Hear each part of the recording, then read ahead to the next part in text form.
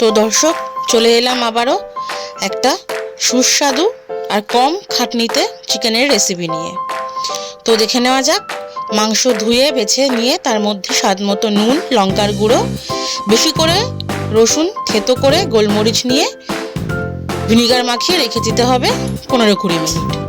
তারপর কড়াই বসিয়ে কড়াই গরম হলে তেল দিয়ে তেলে তেজপাতা, শুকনো লঙ্কা ফোড়ন দিয়ে মেখে রাখা মাংসগুলো ছেড়ে দিতে হবে।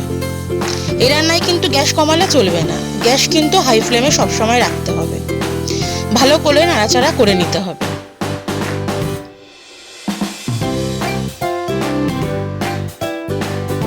ভালো করে এদিক ওদিক নেড়ে নিয়ে উল্টে পাল্টে দেখে নিয়ে তারপর আমরা দিয়ে দেব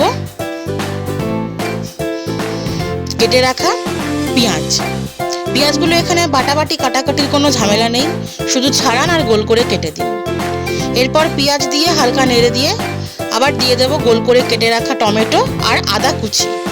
ছুরি যেমন ইচ্ছে তেমন চালান, আদাগুলোর এই দশা হয়ে যাবে। এবার একটাই কাজ, ভালো করে সবের সাথে সবকিছু মিশিয়ে নেওয়া। তার আগে আমরা দিয়ে দেব নুন, লঙ্কার গুঁড়ো। ব্যাস, আর কোনো মশলা এতে যাবে না।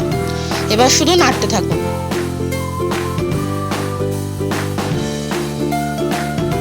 ভালো করে নেড়ে নিয়ে হাই ফ্লেমেই নাড়তে হবে। নাড়তে নাড়তে মাংস থেকে এরকম জল বেরিয়ে আসবে।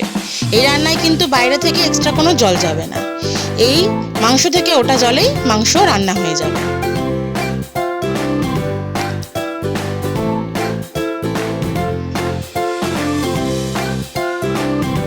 চলুন তবে ভালো করে নেড়ে চেড়ে কষাতে দিই।